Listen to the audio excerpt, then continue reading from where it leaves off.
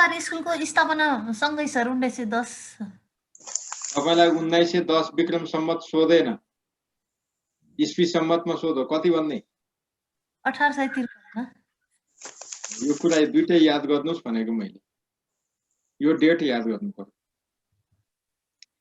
अहिलेसम्म धेरै पटक सोधेको प्रश्न यो एउटा हो, चाहे प्रशासनमा सोधोस् चाहे शिक्षामा सोधोस्, लोकसेवा आयोगको क्वेसन ब्याङ्कमा हेर्ने भने सबभन्दा धेरै पटक सोधेको प्रश्नमा यो पर्छ। यो कुरा ख्याल गर्नु पर्यो। अब दरबार हाई स्कुल स्थापना हुँदा नेपालमा को राजा थिए?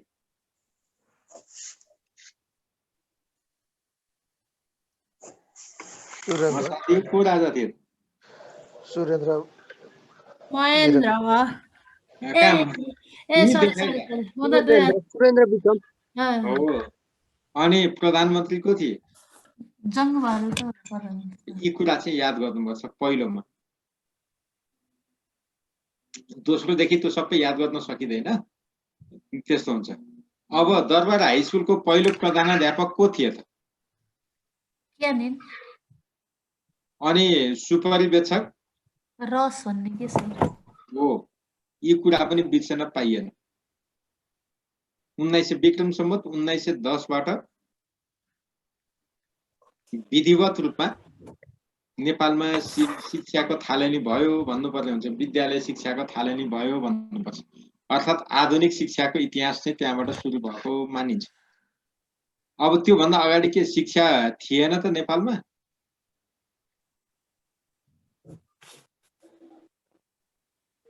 के थियो?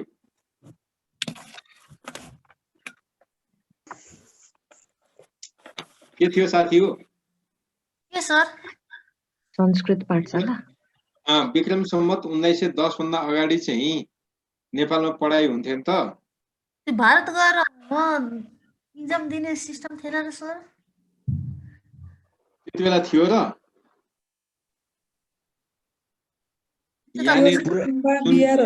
परम्परागत गुरुकुल शिक्षा प्रणालीमा चाहिँ ठाउँ ठाउँमा पढाइ हुन्थ्यो, किन नहुनु? जनकपुरमा नि पढाइ हुन्थ्यो नि त हैन? त्यहाँ मठाधीशहरू बस्थे जनकपुरमा पनि। सुन्नुस् है, अब इतिहासै पढ्या त हो नि। नालन्दा विश्वविद्यालयको नाम सुन्नु भएको छ? भारतको नालन्दा र विक्रमशिला अनि सुने हम सर। तक्षशिला, नालन्दा विश्वविद्यालयको नाम सुन्नु भएको छ नि? यी सबै सुन्नुस् है, यी सबै कुन सभ्यतामा आधारित थिए? जातमा चाहिँ सोध्दैन, मैले तपाईहरुलाई अलिकति आइडियाको लागि मात्रै भनेको। कुन सभ्यता हो? यो चाहिँ मेसोपोटामिया सभ्यतासँग नजिक थिए। मेसोपोटामिया। अब त्यति बेला अहिलेको हार्वर्ड युनिभर्सिटीहरू भन्दा धेरै धेरै अगाडि हो हिन्दू फिलोसफीमा। आयुर्वेद जो उपचार पद्धति छ नि, यति धेरै फस्टाएको थियो नि त्यो बेलामा। त्यहाँका मुसलमान सम्राटले के भने, यसको उपचार म लिन्न भने। त्यति धेरै त्यहाँको प्रसिद्धि थियो।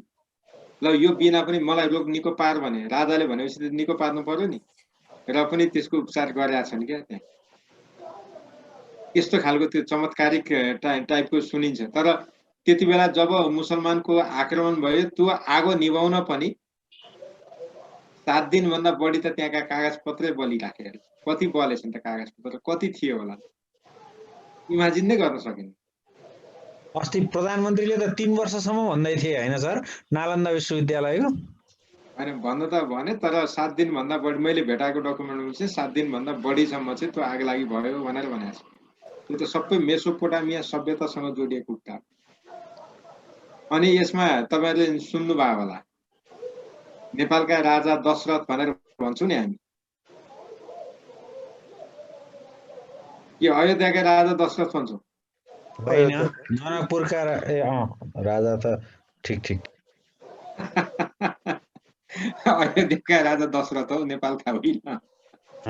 नेपालका त जनक। त्यही त।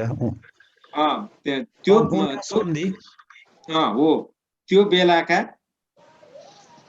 एकदमै टप मोस्ट विद्वानमा गनिने रहेछन् राजा जनक।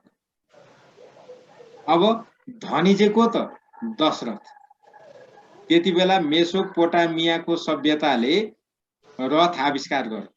त्यहाँको यी विश्वविद्यालय जुन कुरा गर्यौं नि हामीले, त्यो रथ दशरथसँग चाहिँ 10 वटा उनले किने। अरू कसैसँग रथै थिएन।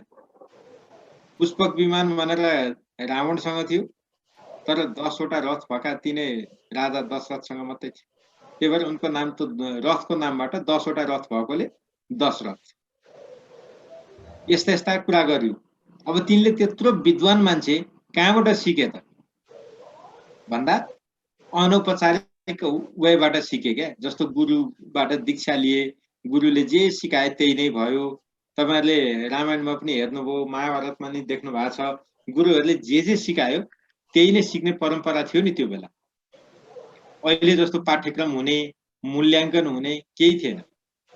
गुरुको विद्यार्थीले गुरुको सेवा गर्नुपर्ने, गुरुले सकेसम्म आफूले जानेका ज्ञान वस्तुनिष्ठ भएर समर्पित भएर बाँड्नुपर्ने, त्यो खालको परम्परा थियो। र त्यो नेपालमा चाहिँ त्यस्तो भएको देखिँदैन। नेपालको जुन भौगोलिक क्षेत्र छ, अब अहिलेको त्यो चितवन नवलपरासीको बिचमा पर्ने अहिले जुन अयोध्याको कुरो गरिएको छ, त्यहाँ चाहिँ व्यास ऋषि पनि आएर बसेको भनेपछि अब व्यास जस्तो विद्वान आउँदाखेरि उहाँका चेलाहरू पनि आयो होला, शिक्षा लिने दिने काम भयो होला। तर यी सबै के थिए? अनौपचारिक थिए, औपचारिक थिएन। अहिले हामीले पढ्न खोजेको के हो? औपचारिक खोजे। र इतिहास नयराज पन्तका छोराले त नेपाल अहिले पनि सेल्फ स्टडीबाटै पीएचडी गरेका छन् नि नेपालमै पनि। हो छ। त्यो कुनै स्कुल गएका त होइनन् नि तिनी। अनि त्यस्ता मान्छे छन् नि, जस्तो त्यस्ता मान्छे छन् सर, जसको पढ्नु पर्यो आफ्नो उसबाट पढ्दै जाने, तर त्यो खालले अब त्यो लेभलमा पुग्न सक्दैन। उहाँले सेल्फ स्टडी गर्नुभयो भन्नुको मतलब के हो भने त्रिभुवन विश्वविद्यालयमा प्राइभेट परीक्षार्थी भन्ने हुन्थ्यो। तपाईहरुलाई थाहा छ कि छैन? थाहा छ सर, थाहा छ। त्यो प्राइभेट परीक्षार्थी हो। सेल्फ स्टडी भनेर कुनै युनिभर्सिटीसँग आबद्ध नभएर गरेको होइन। उहाँले युनिभर्सिटी गएर पढ्नु भएन, त्यो बेग्लै कुरा हो। नाम त लेखाउनु भयो नि त, जात दिन त गइदिनु भयो नि त। नभएदेखि एकैचोटि पीएचडी सम्म कहाँबाट पाइन्छ? पाइँदैन। सेल्फ स्टडी पाइयो। जस्तो प्राइभेट भनेको नि त सेल्फ स्टडी नै हो नि त, युनिभर्सिटी पो गइयो नि त। त्यो खालको मोडालिटीहरू थिए। तर हामीले यहाँनिर पढ्नुपर्ने तपाईको संसार चाहिँ आधुनिक शिक्षा इतिहास पढ्ने हो। त्यो गर्दाखेरि विक्रम सम्वत 1910 असोज 27 गते स्थापना भएको दरबार हाई स्कुलबाट सुरु हुन्छ। यसका पहिलो प्रधान अध्यापक को थिए, पहिलो सुपरिवेक्षक को थिए, अनि पछि यसको नाम के भयो, त्यसपछि नेपाली प्रधानाध्यापक को भयो इत्यादि। सुरुमा यो स्थापना हुँदा कति कक्षासम्म पढाइ हुन्थ्यो थाहा छ कुनै साथीहरुलाई? 1 देखि 5 हो नि। त्यतिकै भन्नुभयो कि कहीँ पढेर भन्नुभएको? हैन, त्यसको तल्लो भवनमा सुरुमा त 1 देखि 5 अनि पछि त्यसले बढाइयो भन्ने छैन र सर। 1948 मा सारेपछि अनि बल्ल माध्यमिक तहसम्म विस्तार गरियो भनेर पढाइ जस्तो त लाग्छ सर। बिर्सियो होला। धेरै लामो समयसम्म कक्षा 8 सम्म पढाइ भएको विद्यालय, लामो समयसम्म। अनि दरबार हाई स्कुल स्थापनाको मुख्य उद्देश्य के हो? आफ्ना सन्तानलाई अंग्रेजी शिक्षा दिनु। तपाईले भन्न खोजेको आशय चाहिँ बुझियो, तर भाषिक रूपमा चाहिँ अस्पष्ट भयो। रत्तासीन राणाहरूका सन्तानलाई, राणा पनि त A class, B class, C class थिए नि। ए क्लासका राणाहरूलाई मात्रै, बी र सी कालाई पनि होइन। जनताको त त्यहाँ नामो निशानै थिएन नि सुरुमा। खै जे होस्, 1910 मा दरबार हाई स्कुलको स्थापना पछि नेपाली शिक्षाका आधुनिक इतिहास सुरु भएको मान्ने प्रचलन छ। मान्नुपर्छ भनेर संविधानमा त लेखेको छैन, मान्दै आएको प्रचलन हो। अब यो हिसाबले हेर्दाखेरि विक्रम सम्वत 1914 मा धनकुटामा शास्त्र विधान गृह भनेर पुस्तकालय स्थापना गर्यो। हेर्नुहोस् है। अनि त्यसपछि विक्रम सम्वत 1882 मा तस्मैया बाबाद्वारा महतरीको मटिहानीमा संस्कृत पाठशालाको स्थापना। अब यो हिसाबले हेर्ने भनेदेखि त 1900 विक्रम सम्वत 1910 भन्दा त विक्रम सम्वत 1882 अगाडि हो नि त। यसलाई चाहिँ आधार मान्नुपर्ने हो नि त, मटिहानीलाई संस्कृत पाठशालालाई मान्नुपर्ने हो नि त। तर होइन, यो चाहिँ कस्तो भने गुरुकुल टाइपको पाठशाला थियो। विधान त यो दर्ता थिएन, विधान त अनुमति प्राप्त होइन। यो चाहिँ गुरुकुल टाइपको, गुरु त्यहाँ बसेको छ, शिष्यले पढ्ने, त्यसलाई संस्कृत पढाइ हुने भएकोले पाठशालाको स्वरूप दिएको मात्रै हो। मटिहानी त धेरै शिक्षाका लागि उर्वर भूमि हो नि त, असाध्यै उर्वर हो है। तपाईहरुले अहिले पनि हेर्नु होला, टेक्निकल एजुकेसनमा तराईका साथीहरू धेरै माथि हुनुहुन्छ। उहाँहरूको इन्ट्रेस्टेड टेक्निकल एजुकेसनमा जाने भन्न त उहाँहरूले आफूलाई पछि परेको भन्नुहुन्छ, तर उहाँहरू धेरै अगाडि हुनुहुन्छ टेक्निकल एजुकेसन। हिजोको दिनमा तपाईहरुले सम्झिनुस्, तपाईहरुलाई पढाउने गणित विज्ञानका शिक्षकहरू उतैबाट आउनुहुन्थ्यो। यही मटिहानीको प्रभाव अहिले पनि छ। मैले यहाँ भन्न खोजेको त्यति मात्रै हो, मटिहानीको प्रभाव अहिले पनि छ। त्यहाँका झाहरू त साह्रै अगाडि, धेरै अगाडि, धेरै धेरै, हामी तुलनै गर्न सक्दैनौँ। यो मटिहानी त्यति बेला जुन बेला यहाँ पाठशाला संस्कृत पाठशाला खोलियो त्योभन्दा अगाडिदेखि नै त्यहाँ पढाइ हुन्थ्यो, गुरुकुलको प्रावधान थियो, त्यसरी नै सिक्ने हो। तर पछि जुन तस्मैया बाबा भनेर भनिएको छ, म त यो संस्कृत पाठशालाको स्थापना यो चाहिँ आधिकारिक रूपमा स्वीकृत लिएर विधि सम्मत रूपमा स्थापना गरिएको नभएको कारणले यसलाई पहिलो विद्यालय मानिएन, दरबार हाई स्कुललाई नै मानियो। त्यही भएर यो कुरा यहाँ राखियो। अब विक्रम सम्मत 1927 मा नारायण हिटी संस्कृत पाठशालाको स्थापना गरियो। यसमा जम्मा 4 जना गुरुहरू थिए र 57 जना विद्यार्थीहरू थिए हैन। अब नारायण हिटी संस्कृत पाठशाला चाहिँ यो विधिवत नै गरिएको, तर विद्यालय नै आएन। त्यहाँभित्र के भयो त्यसको कुरा यहाँ चाहिएन पनि। अब विक्रम सम्मत 1931 मा चाहिँ जङ्गबहादुरका साइला छोरा जित जङले आर्यघाटदेखि दक्षिण राजराजेश्वरी घाटमा केही ब्राह्मण र बटुक जम्मा गरी आफ्नो निजी खर्चमा संस्कृतको पठन पाठन सुरु गरेका भन्न सकिन्छ। अनि पण्डित विष्णु हरि शर्मालाई त्यसको उसमा नियुक्त पनि गरेका थिए। यसरी दरबार हाई स्कुल त स्थापना भयो। त्योभन्दा पछाडि केही स्कुलहरू खोल्नलाई अनुमति पाए, तर कस्ता भनेदेखि परम्परामा आधारित टाइपका स्कुल खोल्न पाउने, अरू नपाउने। ब्राह्मणले पढ्न पाउने, अरूले नपाउने। क्या संस्कृत भनेको त ब्राह्मणले मात्रै पढ्ने हो नि त, अरूले होइन नि त। यहाँनिर अलिकति ब्राह्मणलाई छुट भयो हैन। ब्राह्मणको काम नै अब त्यो जुन चार जात वर्ण छ नि, ब्राह्मण क्षेत्री वैश्य शूद्रको धारणा क्या, त्यो धारणामा ब्राह्मणले शिक्षा गर्ने, अरूले त्यही अनुसारको काम गर्ने भन्ने कुरामा यिनीहरूले पनि जोड दिए। किनभने त्यति बेला त मान्छेहरू सबै धर्मप्रति आस्थावान थिए नि, अहिले जस्तो नास्तिकहरू त थिएन। त्यसले गर्दाखेरि संस्कृत पाठशालाहरू निकै खुले, धेरै ठाउँमा खुले। त्यसैको फलस्वरूप 1932 मा भोजपुर जिल्लाको दिङलामा अथवा कैलाश डाँडा भन्ने ठाउँमा बाल गुरु सडानन्द अधिकारीबाट पनि संस्कृत पाठशालाको स्थापना भयो। अर्थात् त्यति बेला यो विद्यालयले निकै चर्चा पाएको। त्यो बेलाको कालखण्डमा धेरै ठुलो साहसिक कार्य हो। भन्न त कथावतहरू यसका किम्वदन्ती सुन्ने हो भने बाल गुरु सडानन्द अधिकारी भन्ने मान्छे आफैमा तपस्वी हुनुहुन्थ्यो। तपाईहरुले कतिको सुन्नु भएको छ, मैले पनि सुनेकै हो, सत्यता त थाहा छैन। उहाँले एउटा रुमाल ओछ्याएर अरू नदी वारपार गर्नुहुन्थ्यो। त्यति धेरै शक्ति उहाँमा थियो भन्ने किम्वदन्ती छ, तर सत्यता चाहिँ थाहा छैन। पार्दिनु हुन्थ्यो रे भन्ने नि सुनेको थिएँ मैले, त्यस्तो पढेको थिएँ।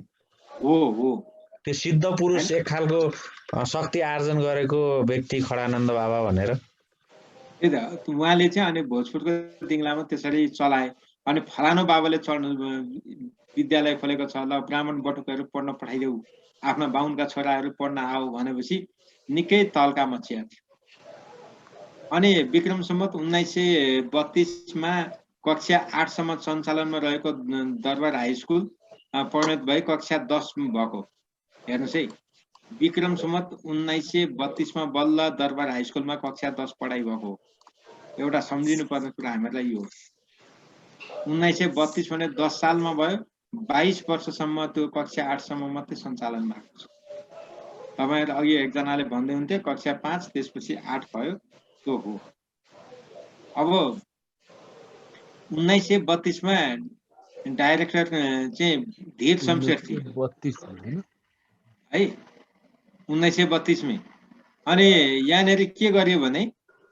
अलिकति बी र सी क्लासका राणाका परिवारका छोराछोरीलाई पनि यो स्कुलमा प्रवेश दियो नभए पाउँदैन थिए ए क्लासकाले मात्रै पाउँथे बी र सीले पनि पाउँदैन थिए अलिक फुकुलो बनाइयो हैन अनि पछि के गर्यो भने 32 सालमै धीर शमशेर चाहिँ शिक्षाको डाइरेक्टर भएपछि दरबार स्कुलको सम्बन्धन कलकत्ता विश्वविद्यालयसँग गरियो किनभने कक्षा 10 मा पुगेपछि त म्याट्रिकुलेसन भन्ने थियो अहिलेको एसएलसी त्यो परीक्षा दिनु पर्यो दिनको लागि नेपालमै गरेको भने हुन्थ्यो होला त्यसको चाहिँ विश्वविद्यालयले मान्यता नदिकिन हुँदैन थियो भन्ने धारणा थियो त्यो भएकोले गर्दाखेरि नेपालमा त विश्वविद्यालय थिएन अनि कलकत्ता विश्वविद्यालयसँग सम्बन्धन गरियो अब यहाँनेरि सम्म हामीलाई जहाँ अर्को एउटा छ अरूको कुरा छाडिदेऊ आफ्ना छोरालाई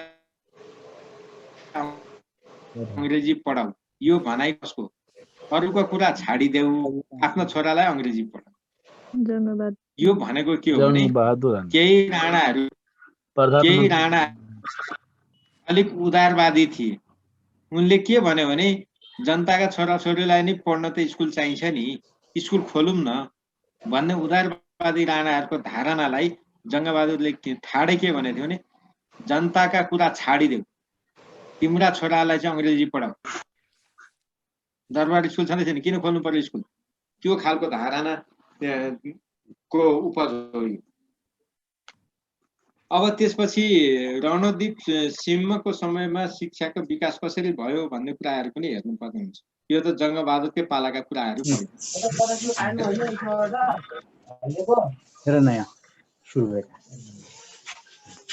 अब रणदीप सिंहको समयको कुरा गरौँ है विक्रम सम्वत 1934 मा रानी पोखरी संस्कृत पाठशाला को स्वीकृति भएको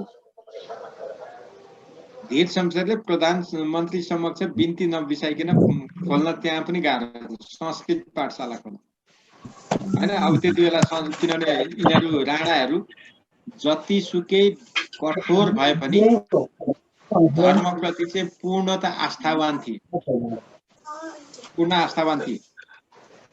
कारण तपाईले हेर्नुहुन्छ अरु दृष्टान्त पनि देख्नुहुन्छ तपाईले योग माया भन्ने उपन्यास पढ्नु भएको छ त्यो सर पढि निहारिकाको नीलम कार्की निहारी हो सर म्युट गरेर भन्नु अझै त्यसमा पनि यी कुराहरु त्यहाँ रिफ्लेक्ट छ के त्यो त एकदमै अनुसन्धानमा आधारित उपन्यास हो नि त सत्यतामा आधारित छन् त्यहाँ के देखिन्छ भने राणाहरूलाई उनले आन्दोलन गर्दाखेरि त्यहाँ गरेका मान्छेहरू भेला गर्ने प्रवचन दिने अनि आन्दोलन गर्ने अनि अग्निदाह लिने समाधि लिने एक कुरा गर्दाखेरि राणाहरूले बोलावट गरेर पशुपतिको धर्मशालामा राखेर धार्मिक स्वरूपको व्यवहार गरेको देखिन्छ त्यति बेला ब्राह्मण हत्या गरिँदैन अनि ब्राह्मण चाहिँ हरेक कुरालाई चाहिने हो जजमान गर्नदेखि लिएर सबै कुरालाई चाहिने हो त्यो भएर संस्कृत पाठशालालाई चाहिँ छुट भएको त्यो पनि कस्तो भने पूर्ण छुट होइन आंशिक छुट त्यही हिसाबले यहाँनिर हुन्छ भने त्यो रानी पोखरीमा खोलेको संस्कृत पाठशाला छ त्यो स्थापना गर्न पनि यिनीहरू धेरै गाह्रो भयो र त्यही स्कुल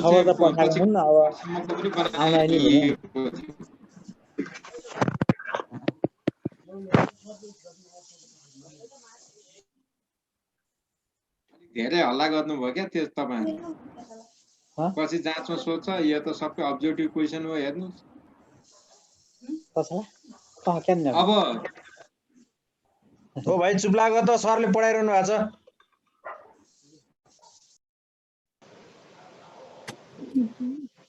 विक्रम सम्वत पाठशाला भनेपछि कुन भन्नु छ के भन्नुभयो पहिलो संस्कृत पाठशाला पहिलो संस्कृत पाठशाला त नारायण हिटी पाठशाला भनेर मान्नु छन त मटी हानेको कुरा पनि हामीले गर्यौं तर विधिसम्म त आएन क्या त्यहाँ राणाजीले स्वीकृत प्रधानमन्त्रीबाट स्वीकृत नभइकन त्यसलाई खोलिएको मानिँदैन थियो के अहिलेको शिक्षा कार्यालय तपाईँ हामीले जान्दाखेरि शिक्षा कार्यालयले अनुमति दिए जस्तै त्यति बेला प्रधानमन्त्रीले दिनु पर्थ्यो अरूले दिएर हुँदैन थियो राजाले पनि दिन सक्दैन थियो राजा त्यत्रो पावरफुल भनिन्छ तर बिचारा बबुरो स्थिति देखिन्छ यहाँनिर हेर्दाखेरि अब विक्रम सम्वत 1934 मा बंगालीहरू मध्ये दरबार हाई स्कुलको पहिलो हेडमास्टर केदारनाथ चट्टोपाध्याय नियुक्ति भए यहाँ गजबको कुरा छ यो केदारनाथ चट्टोपाध्याय हुनुभन्दा अगाडिसम्म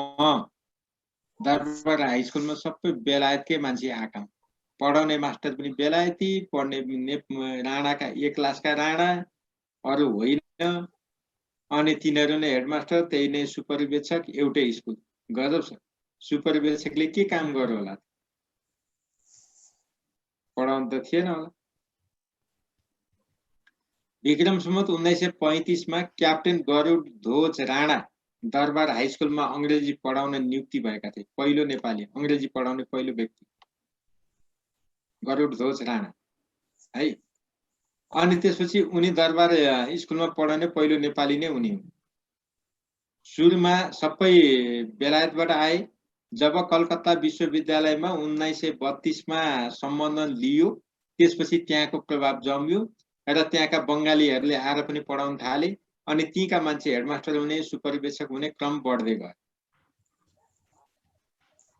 त्यस्तो क्रम बढ्दै गयो अब विक्रम सम्वत 1938 मा जनरल केदार नरसिंह राणा चाहिँ डाइरेक्टरमा नियुक्ति भए शिक्षाका डाइरेक्टर भनिन्थ्यो त्यो 1941 वैशाख 1 गते धीर शमशेरले गुठी राखी रानी पोखरी संस्कृत पाठशालाको स्थापना गरे यो चाहिँ अलिक महत्त्वपूर्ण छ रानी पोखरी संस्कृत पाठशालाको स्थापना यो चाहिँ गुठी खडा गरेर गुठीबाट सञ्चालन गर्ने गरी राखेको संस्कृत पाठशाला पाक भएछ सर त्यो पाकशाला नै हो सर हो पाकशाला नै हो त्यो भनेको अहिलेको दरबार मार्गको होस्टल छ नि त्यो छात्रावास भवन हजुर त्रिचन्द्र क्याम्पसदेखि अगाडि घण्टाघरदेखि माथिपट्टि त्यो मस्जिददेखि माथिपट्टि हो त्यहाँनेरि खोलेको हो सर त्यो तपाईलाई धन्यवाद तपाईलाई धन्यवाद यहाँनेरि कस्तो भने त्यति बेला चाहिँ संस्कृत पाठशाला भनेर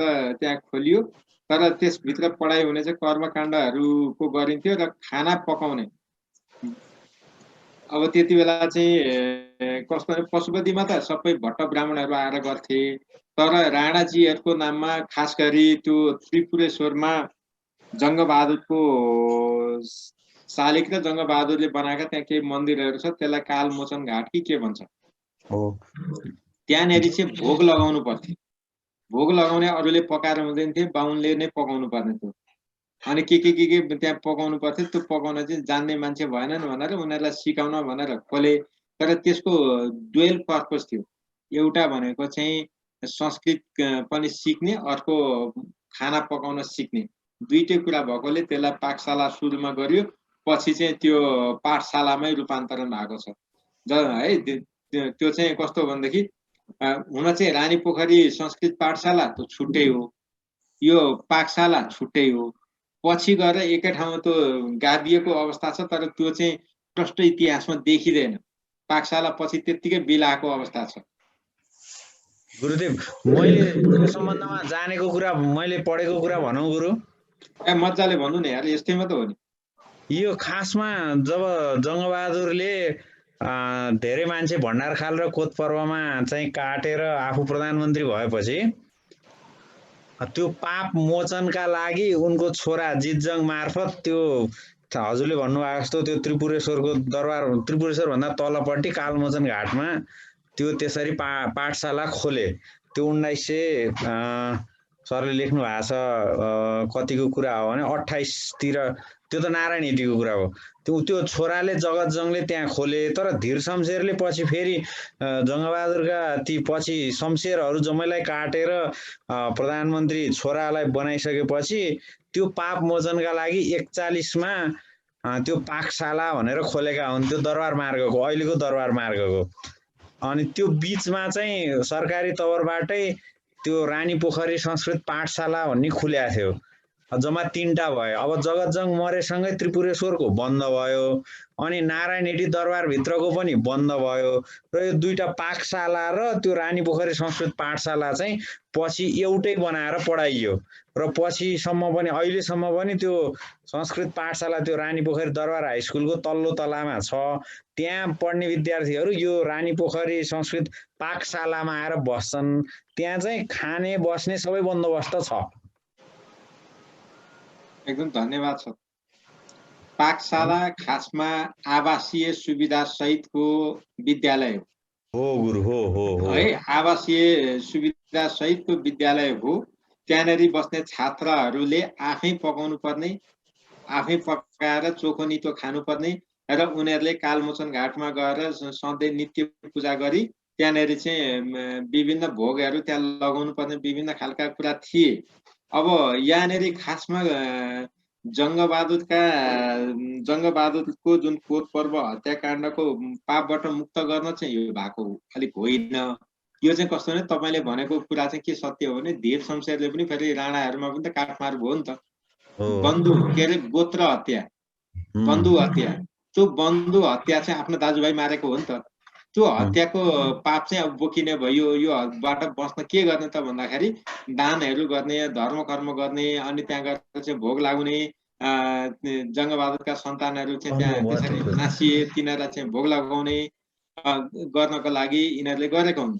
तर यो पाकशालामा चाहिँ के गर्यो भने आवासीय सुविधा सहित बस्ने र त्यहाँ 2टै काम गर्ने। त्यो त्यहाँ बस्ने विद्यार्थीले त्यहाँ भोग लगाउँदा जे कुरा कसरी पकाउने भन्ने कुरा सिक्ने, अनि आफू त्यहीँ बस्ने। अनि त्यसमा चाहिँ गुठी थियो। त्यो गुठीबाट सबै उनीहरूलाई चाहिने रासन पानी त्यहाँ आउने, अनि आफै पकाउने, खाने, बस्ने सबै सुविधा त्यहाँ दिएको हो विद्यार्थीहरूलाई। त्यति बेला चाहिँ अब विद्यार्थी भनेका त अब तिनै ब्राह्मणहरू भए, अरूले पाउँदैन थियो त्यति है। अब यो इतिहास त कति भन्ने कति सम्झिने, यो गाह्रै कुराहरू छ। अब यहाँनिर के भनेको छ भने 54 जना बटुकहरू चाहिँ त्यहाँनिर सङ्कल्प समेत गरेका थिए स्थापनाका लागि। गुठीको बन्दोबस्त र 54 जना बटुकहरूका लागि सङ्कल्प समेत गरेका थिए। यो भनेको के भने यो पाकशालामा बस्ने क्षमता कति जनाको थियो? 54 जनाको थियो के। बटुक भनेको त्यहाँ पढ्ने विद्यार्थीलाई बटुक भनिन्थ्यो नि त। हामीहरूले व्रतबन्ध गर्दाखेरि बटुक भन्छौँ नि। खासमा हिन्दू शास्त्र अनुसार शिक्षा आरम्भ कति बेला गरिन्छ? जब व्रतबन्ध गरिन्छ त्यसपछि गुरुको जिम्मा हो नि त। व्रतबन्ध गर्नुभन्दा अगाडिसम्म घरमा, अनि व्रतबन्ध गर्नुपर्ने सामान्यतया 8 वर्षको उमेरमा, अनि व्रतबन्ध गरिसकेपछि अब गुरुको जिम्मा, पढ। गुरुले जे लाउँछन् त्यही गर, जे पढाउँछन् त्यही पढ, गुरुको सेवा गर, तिमीहरू पढ। प्रिन्सिपल त त्यही हो नि त। 54 जनाको लागि यो पाकशालामा बस्ने व्यवस्था गरियो। अब पछि आएपछि रानी पोखरी संस्कृत पाठशाला चाहिँ पण्डित लोकराज पाण्डेको दलानबाट प्रधानमन्त्री रणदीप सिंहले आफ्नो दरबार नजिक रानी पोखरीको उत्तरपट्टिको टहरामा र केही समयपछि रणमुक्तेश्वरको सत्तलमा सार्न लगाएका थिए। यसैलाई यहाँ धेरै कुरा छ कि कता कता यिनीहरूको खेल पनि उ छ। अब विक्रम सम्वत 1941 मा नेपालमा पञ्चाङ्ग पात्रो छापिन थाल्यो। पञ्चाङ्ग पात्रो भनेको चाहिँ कस्तो भने अहिले हामीले जुन त्यो पात्र गर्छ नि, भित्ते पात्र होइन, अर्को चाहिँ पात्र के हाम्रा पण्डितजीहरूले बोक्ने पात्र भनौँ न। यो किन विक्रम सम्वत 1941 सम्म पुग्यो त भन्दा त्योभन्दा अगाडिसम्म त्यत्रो गर्न सक्ने विद्वानहरू उत्पादन भइसकेका थिएनन् नेपाल। जब यो संस्कृत पाठशालाहरू के अरे यो नारायण हिटीको 32 मा आयो, त्यहाँबाट पढेका मान्छेहरूले जब शास्त्री पनि सके, त्यसपछि नेपालमा पनि अलिकति गर्नु पर्ने रहेछ भन्ने प्रभाव पर्यो। भारतमा अब गए, पटनातिर गए, धेरैतिर छरिएर पढे मान्छेहरूले, धेरै जसको आर्थिक हैसियत अलिकति थोरै राम्रो थियो र जो अलिक शिक्षाप्रति जागरुक थिए तिनीहरूले आफ्ना छोराहरू पढाउन चाहिँ भारत पठाउँथे। अनि त्यहाँ पढेका समेत गर्दाखेरि अलिकति नेपालमै गर्न सक्ने भएपछि इन्डियाकै देखासिकी गरेर किन नहोस्, विक्रम सम्वत 1941 मा नेपालमा पञ्चाङ्ग छापिन थाल्यो। पञ्चाङ्ग पात्र हो है यो भने, यो त्यति बेलाको हिसाबले नेपालको माइलस्टोन, ठुलो माइलस्टोन, कोसेढुङ्गा हो। त्यही भएर एउटा डेट यो याद गर्नु पर्छ। अब त्यसपछि दुनियाँका छोरा भनेको जनता हो। दुनियाँ भनेको जनता, जनताका छोराले पढ्न पनि पाठशाला चाहिन्छ भन्ने राणा प्रधानमन्त्री को हो? तपाईलाई जाँचमा सोध्ने एकदमै महत्त्वपूर्ण प्रश्न है। दुनियाँका छोराले पढ्न अथवा नेपाली जनताका छोराले पढ्न पाठशाला चाहिन्छ भन्ने राणा प्रधानमन्त्री को हो? तपाईलाई जाँचमा सोध्ला को हुन्? यी लेखेको छ रणदीप सिंह। अब तपाईलाई कहिलेकाहीँ अर्को प्रश्न पनि सोध्छ, रणदीप सिंह प्रधानमन्त्री हुँदा नेपालमा शिक्षा डाइरेक्टर को थियो? धीर शमशेर। कहिलेकाहीँ, एकदमै कहिलेकाहीँ, दुईचोटि सोधेको छ, तर धेरै अगाडि। यति चाहिँ रणदीप सिंहको योगदान यहाँ देखिन्छ। अब अर्को छ, वीर शमशेरको समयमा चाहिँ के भयो त शिक्षामा? नेपालमा प्राविधिक शिक्षाको खाँचो छ भन्ने प्रधानमन्त्री वीर शमशेर हुन्। प्राविधिक शिक्षा चाहिँ चाहिन्छ है, यो संस्कृत शिक्षा भन्दा पनि प्राविधिक शिक्षा नै चाहिन्छ। संस्कृतलाई त्यति बेला जनरल एजुकेसन मानिन्थ्यो। अनि 1942 मा प्रधानमन्त्रीमा वीर शमशेर नियुक्त भएपछि दरबार स्कुलमा उनको पालाबाट सर्वसाधारण जनताका छोराछोरीलाई प्रवेश दियो। तपाईहरुको दोस्रो भिभिआई क्वेशन हो। दरबार हाई स्कुलमा कहिलेदेखि जनताका सर्वसाधारणका छोराछोरीले पढ्न पाए भन्दा 1941 मा पञ्चाङ्ग पात्र छापियो, 1942 देखि त्यो कुरा खुल्ला भयो, पाइयो। तर जनताका छोराछोरी भनेको को जनता? तपाई हामी जस्ता जनताका छोराछोरी होइन। यति बेला राणा शासनमा जनता माथिल्लो पदमा पुग्ने भनेको सुब्बा है, सुब्बामा पुगिन्थ्यो।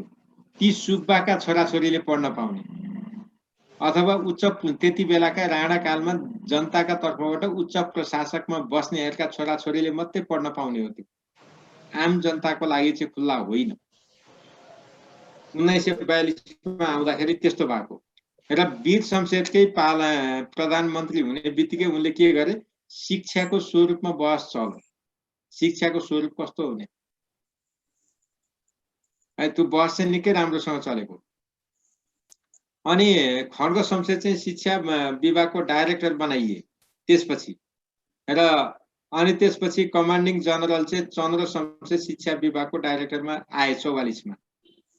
अब यहाँनेरि गजब कुरा के आउँछ भने तलका मध्ये कुन राणा प्रधानमन्त्रीको पालामा छात्रवृत्ति सहित शिक्षाको प्रारम्भ गरियो? भन्न त अघिको पाठशालालाई छात्रवृत्ति भन्न मिल्ने हो, तर छात्रवृत्ति सोझै भनेको थिएन। यहाँनेरि अरू केही पाइँदैन थियो, सिधा खान बस्न मात्रै पाउने हो। यहाँनेरि चाहिँ पैसा पनि पाउँथे के, सुविधा पनि पाउँथे। नेपालमा मात्रै होइन, विदेशमा गएर पनि पढ्न पाउँथे। त्यो भएर छात्रवृत्तिको सुरुवात गर्ने राणा प्रधानमन्त्री वीर शमशेर हुन्। जापानमा आफ्नो छोरा गेहेन्द्र शमशेर लगायतलाई पूर्ण छात्रवृत्ति दिएर जापानमा कृषि इन्जिनियरिङ पढ्न पठाएका थिए। नेपालमा पहिलो वैज्ञानिक भनेर चिनिन्छ नि त गेहेन्द्र शमशेरलाई। यो त तपाईलाई थाहा छ। यिनले बनाएको बन्दुक अहिलेको एसएलआर राइफल जस्तो रहेछ, अलिक सानो, बेलायतको संग्रहालयमा सुरक्षित रहेछ। नेपालमा चाहिँ छैन होला, मलाई चाहिँ थाहा छैन, तर बेलायतमा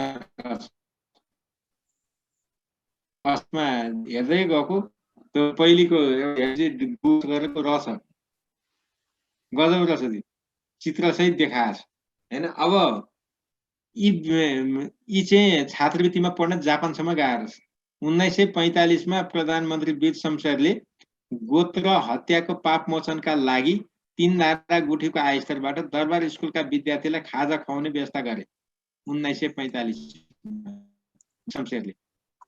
यिनले पनि गरिरहेछन्। फेरि अगाडि पनि मात्रै होइन, यिनीहरूलाई काटमाट गर्नु एकदम सामान्य जस्तो लाग्छ।